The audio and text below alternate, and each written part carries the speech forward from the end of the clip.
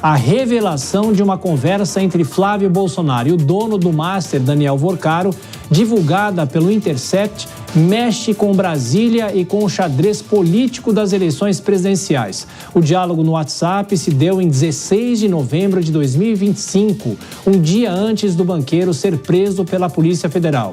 As últimas informações e repercussões direto de Brasília, capital federal, repórter Beatriz Souza chegando com os detalhes. Qual o conteúdo dessa gravação? Beatriz, boa noite e bem-vinda.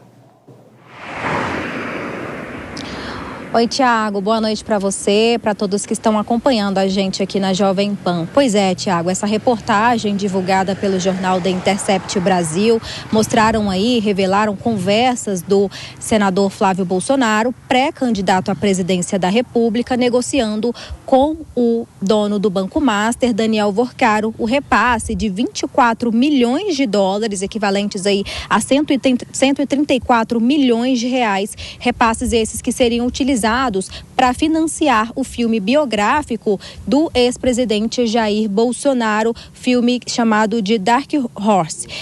Desse montante, pelo menos 10 milhões de dólares, cerca de 61 milhões de reais, foram pagos por Daniel Vorcaro ao senador Flávio Bolsonaro. Isso segundo a reportagem divulgada pelo jornal The Intercept, que mostra que esses pagamentos foram feitos entre fevereiro e maio de 2025.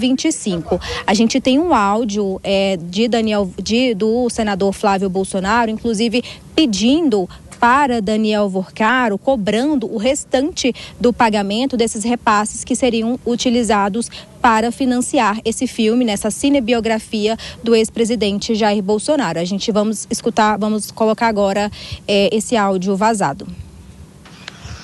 Irmão, preferi te mandar o áudio aqui para você ouvir com calma. Bom, aqui a gente está passando por um dos momentos mais difíceis da nossa vida, né? Não sei como é que vai ser daqui para frente, como é que isso tudo vai acabar, mas tá na mão de Deus aí. E você também, eu sei que você está passando por um momento dificílimo aí também, essa confusão toda, né? Você sem saber exatamente como é que vai caminhar isso tudo. E apesar de você ter dado liberdade, Daniel, de a gente te cobrar, eu fico sem graça de ficar te cobrando, tá? Mas, enfim, não... é porque tá num momento muito decisivo aqui do filme. E como tem muita parcela para trás, cara, tá todo mundo tenso e eu fico preocupado aqui com o efeito ao contrário do que a gente sonhou pro filme, né? Imagina a gente dando calote num Jim Caviezel, num Cyrus, os caras, renomadíssimos lá no cinema americano, mundial. Ia ser muito ruim, né? Todo efeito positivo que a gente tem certeza que vai vir com esse filme pode ter efeito elevado a -1 aí, cara. Então, se você puder me dar um toque, uma posição aí, Daniel, porque a gente precisa saber o que faz, cara, da vida, porque já tem muita conta para pagar esse mês, e o mês seguinte também, e agora que é a reta final, que a gente não pode vacilar, não pode não honrar com os compromissos aqui, porque senão a gente perde tudo, cara, tudo contrato, perde ator, perde diretor, perde equipe, perde tudo. Podemos dar um toque aí, irmão? Desculpa o áudio longo aí, tá? Um abração, fica com Deus, cara. Pois é, Tiago, além desse áudio do senador Flávio Bolsonaro cobrando, então, Daniel Vorcaro os repasses para o financiamento desse filme, tem uma outra mensagem também do dia 16 de novembro, um dia antes de Daniel Vorcaro ter sido preso pela Polícia Federal, onde o senador Flávio Bolsonaro manda uma mensagem de texto dizendo: irmão, estou e estarei contigo sempre, não tem meia conversa entre a gente, só preciso que me dê uma luz, abraços. A reportagem também aponta que outros parlamentares participaram da intermediação, sendo eles o ex-deputado federal Eduardo Bolsonaro, irmão de Flávio Bolsonaro, e também o deputado federal Mário Frias, que a reportagem aponta que atuaram ali na intermediação para que esses pagamentos de Daniel Vorcaro fossem feitos para o financiamento, então, desse filme. Após a repercussão, a divulgação dessa reportagem, toda a repercussão aqui em Brasília, o senador senador Flávio Bolsonaro convocou uma reunião de emergência aqui no Lago Sul, uma região de Brasília, com as principais lideranças do Partido Liberal. Nós acompanhamos aqui por toda a tarde, desde a chegada dele aqui até a saída. Ele optou por não falar com a imprensa, mas de dentro da casa ele divulgou um vídeo se manifestando então somente por esse vídeo e por meio de uma nota. A gente vai assistir agora o que ele disse após a revelação dessas mensagens e desse áudio. Vamos acompanhar. Fala pessoal, mais do que nunca é fundamental a CPI do Banco Master já. Vamos separar os bandidos dos inocentes. Toda essa história que está sendo veiculada agora nada mais é do que um filho procurando investidores privados para fazer um filme privado sobre a história do seu próprio pai. Zero de dinheiro público, zero de lei Rouanet, como esse governo gosta de fazer, gastar dinheiro público para fazer autopropaganda deles mesmos. Eu conheci Daniel Vorcaro em dezembro de 2024. Não tinha mais governo Bolsonaro, não tinha absolutamente nenhuma acusação contra ele. O que acontece é que, com o passar do tempo, ele simplesmente parou de honrar com as parcelas do contrato. Sim, tinha um contrato que, ao ele não pagar essas parcelas, tinha uma grande chance de o filme sequer ser veiculado, do filme sequer ser concluído. Em função disso, inclusive, procuramos outros investidores para concluir esse filme. Eu quero dizer para vocês uma coisa muito importante. O filme ficou pronto. O filme está muito emocionante. O presidente Bolsonaro merece uma homenagem como essa e vai estar em todos os cinemas do Brasil ainda este ano e estão todos convidados para assistirem essa obra-prima. Um grande abraço e fiquem com Deus. Pois é, mais cedo pela manhã, antes da divulgação da reportagem, também dos áudios, o senador Flávio Bolsonaro esteve em uma agenda no Supremo Tribunal Federal, inclusive com o presidente da Suprema Corte, o ministro Edson Fachin, e um jornalista do jornal Intercept questionou a ele sobre os financiamentos do filme, se tinha alguma relação, pagamentos de Daniel Vorcaro. Ele teve uma reação relacionando com uma mentira e a gente vai acompanhar qual foi a reação dele mais cedo, antes da divulgação da reportagem, também dos áudios e da mensagem. Vamos acompanhar. Irmão, pelo amor de Deus. Obrigado. Jornalistas, bom trabalho, militantes. Obrigado. Mentira, pelo amor de Deus, onde você tirou isso? É dinheiro privado. Pois é, diante dessa revelação que causou um alvoroço em todo o cenário político, não só nos apoiadores de Jair Bolsonaro, mas também dos governistas, parlamentares da esquerda, o deputado Lindbergh Farias já anunciou que vai pedir a prisão para a Polícia Federal do senador Flávio Bolsonaro sobre esses pedidos de pagamentos para Daniel Vorcaro. A gente vai acompanhar agora a declaração do deputado petista Lindbergh Farias. Flávio Bolsonaro tem que ser preso imediatamente. Estamos entrando agora com a representação na Polícia Federal contra Flávio Bolsonaro com pedido de prisão. É tudo muito grave. 24 milhões de dólares, 134 milhões de reais, diálogo, áudio do Flávio Bolsonaro direto com Daniel Vorcaro. Eduardo também se comunicava com Eduardo Bolsonaro. Ele tem que ser preso imediatamente. Olha, desses 10 milhões de dólares foram pagos entre fevereiro e maio de 2025. 61 milhões de reais estão desmascarados. É uma crise muito grave. A gente sempre diz que era o Bolsomaster. Agora é hora de agir. Ação.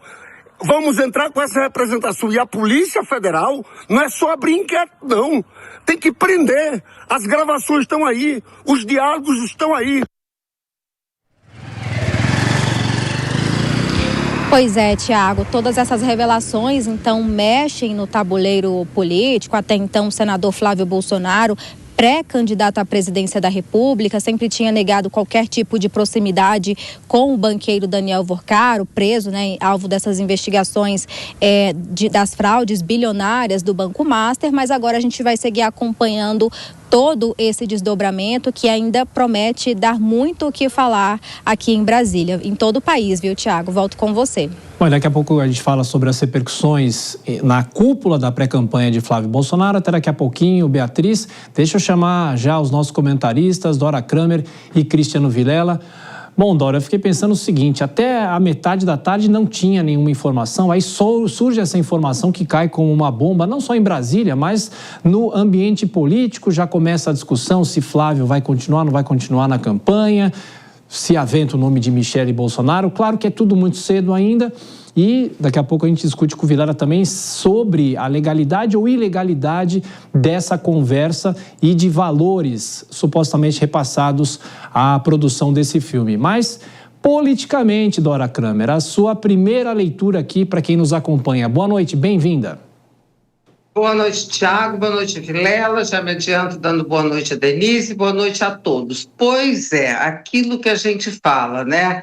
A política muda a cada momento. Então, não adianta a gente ficar achando que os cenários com tanta antecedência são cenários estabelecidos, consolidados, porque é claro que isso vai ter, independentemente da ilicitude, não parece de início assim uma ilegalidade clássica, mas tem um impacto negativo, evidentemente, sobre a candidatura, né? Porque o que chama atenção é o tom informal, a proximidade, e quando o Flávio Bolsonaro diz assim, olha, é só um filho pedindo dinheiro para o pai. Não, não é um filho, é um senador pré-candidato à presidência da República pedindo dinheiro para o operador de um banco já metido em escândalo, em fraudes bancárias escandalosas, para um filme sobre o pai ex-presidente da República, filme esse que seria usado, claro, será usado na campanha do Flávio Bolsonaro. Então, assim, e é dinheiro privado. Olha só, primeiro que a origem dos dinheiros